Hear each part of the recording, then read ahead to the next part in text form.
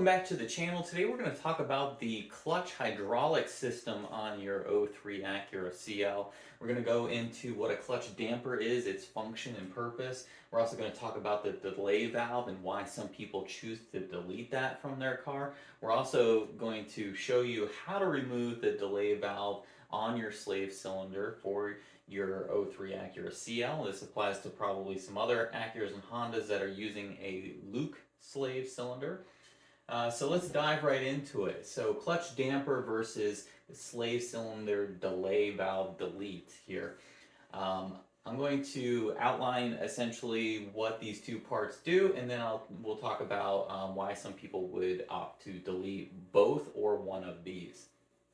So your clutch damper is a inline component within your hydraulic system that takes up the vibration of the clutch engagement feel. So as you close the contact gap between your flywheel and your clutch, it causes some vibration. There's a little bit of vibration as that engine is spinning, as that transmission is spinning. You're mating the two, and what the clutch damper does is it takes that vibration out.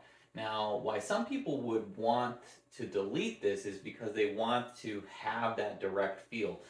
Some people associate this with more of a numb pedal feel, and so by deleting the clutch damper, you get the total feel, or mostly that feel back that you lose through the clutch damper. What happens is if you delete that, you might get some unwanted pedal vibration. Generally speaking, it's minor, not too noticeable. I've driven a car with a clutch damper delete, and it was fine. It was tolerable. I haven't on the '03 CL, but I couldn't imagine it's too much different than the car that I did drive, especially with the dual mass. That would likely take up some of that vibration as well. But just note that you can disconnect this and you could bypass it and leave it whole in the car. And if you wanted to, you could experiment, you bypass it, see how it feels. If you like that, then put it back in. You don't have to put it back in line, but you could then put it back in line if you didn't like the way it felt. You would just have to re-bleed your clutch line, which is a fairly simple process on this vehicle, thankfully. Now, your slave cylinder has what they call a delay valve in it, and that delay valve is controlling the fluid by putting a little hole in it or an orifice that restricts the amount of fluid. And we'll talk about why some people delete that. So as fluid is bidirectional in this slave cylinder, so you've got, as you push the pedal down, fluid enters this, and then this rod extends out. So that would be this right here. This rod pushes out as you push fluid into it. Now the delay valve, what it does is as you take your foot off the pedal and you're re-engaging the clutch to the flywheel, there's an orifice right here that restricts the amount of fluid that comes back. So it's a very good, strong fluid motion going that way, but as you release your pedal, the fluid coming back is restricted, and that is what some people will say is unwanted or non-desirable because it creates a lot of numbness within the pedal feel. It's like you've disengaged it, but the actual slave cylinder hasn't fully retracted, and so your foot is off the pedal, but there's this like lag in that feeling. And it also takes a lot of, it ends up being associated with numbness because it's vague or it's not direct. And so by deleting that, you remove that, and so it's a direct interaction between the pedal and the clutch. So now with that delay valve deleted, you've got fluid operating in the same strength or same volume both directions. And so when you take your foot off the pedal, that slave cylinder is now going back almost immediately, as opposed to being fluid restricted through that delay valve process. So that in a nutshell is these two components. I wanted to call it out because some people don't know what a clutch damper does, some people don't understand what a delay valve does, but that's the function of both. Is this is taking up that vibration and this is causing basically a delay in that rod coming back into the slave cylinder. So in our video, we're going to delete this delay valve because I like the idea of having a more direct feel. Basically what we do is we pop the cap off here, which we'll show in the video, where you remove a spring and the little device at the end of it that has the hole that restricts the fluid going back, and you just take that component out and then seal up the end, and then everything will work um, just as it would normally, just without that delay. So there you are, and let's get into the video of removing the delay valve on this slave cylinder. Today we're going to do a video on the slave cylinder delay valve delete. And if you're unfamiliar with what a slave cylinder is this unit right here. This unit is what pushes up against your release fork for your transmission and disengages your clutch as the release bearing is activated against the pressure plate of your clutch and then subsequently disengages the clutch from the flywheel. What a delay valve is a one-way valve that is activated when you press your pedal and hydraulic fluid gets introduced into the slave cylinder.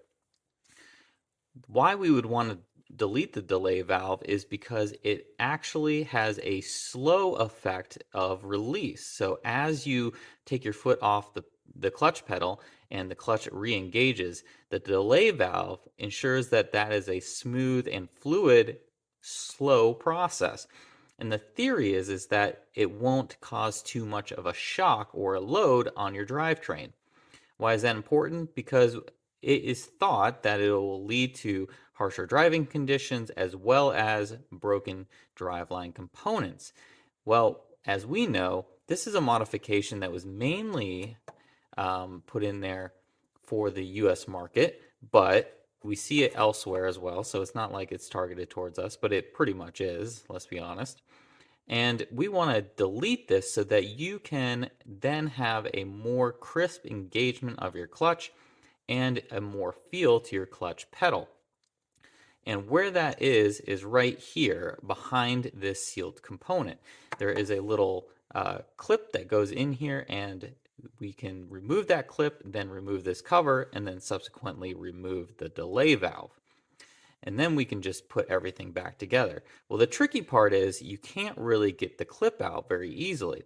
If you're lucky, you'll be able to wedge something in there and pry it out, and then you can just remove the cap and the delay valve.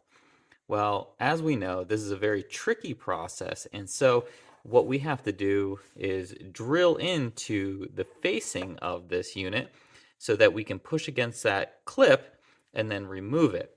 That's the easiest way to do it if you don't want to struggle with trying to get that clip out. There's not a lot of room in there, and it's hard to get any tools in there. If you're lucky, you can use a tool like a pick, or you can use a pocket screwdriver, and maybe you'll have some luck. So maybe you should try that first before going ahead and drilling into your slave valve here. But nonetheless, you're going to have to likely come up with a way to remove that, and the easiest way is to drill into it. To make things a little bit easier, I would take a socket and just give it a light tap to loosen that up. Once you loosen that up, there might be a shot at being able to remove that clip. We, however, haven't been successful in doing that, so we're going to have to do the drill method. And we have to be super careful to do this, and we want to be mindful that we don't want to go too high because we'll miss our target, and we don't want to go too low because then we'll end up in the barrel of the actual slave cylinder, and we'll have a ruined slave cylinder at that point. So we're going to set everything up. We'll get it pretty much figured out here, hopefully, by drilling just a small hole in there, enough to get us access to that clip, and then we'll be able to remove the delay valve. Okay, so like I said, it's worth trying to take this socket here and just lightly take your mallet and pound it up against this. That'll help loosen that cap so that maybe you have a shot at actually being able to get it out without having to drill into it. But unfortunately, that is not the case for us, so we're going to have to be careful here when we go ahead and try this. Take quick note of your orientation of your slave cylinder. So this is how the slave cylinder goes into the car. It mounts on the bottom here, and then it has a bleed valve here, so you don't want to necessarily screw in there. We're going to try to go in at the bottom here. That way it's all hidden.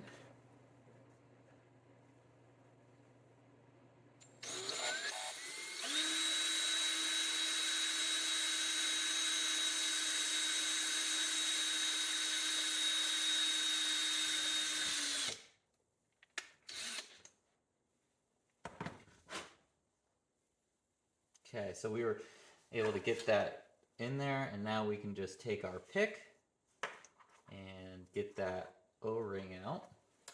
Maybe we'll take a screwdriver here instead.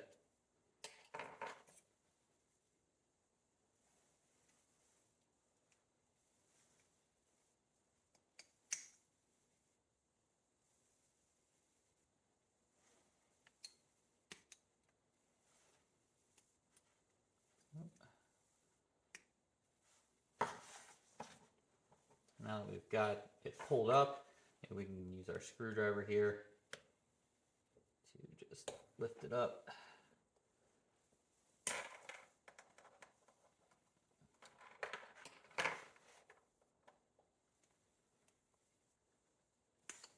There we go. Got the clip out. Okay, so what we had to do here was we drilled our hole, but then I drilled a little bit further into the top cap here because there's really nothing to grab onto. And what I was able to do is use a 16 deep nail to wedge in there and then pry it up. It just didn't want to come out. This is just superficial, so it's really not going to affect the performance. Now that we've got it out, we can go ahead and remove the delay valve. So you can see this is just a cap that goes on top of it. Not a big deal at all. And we're going to remove our spring here.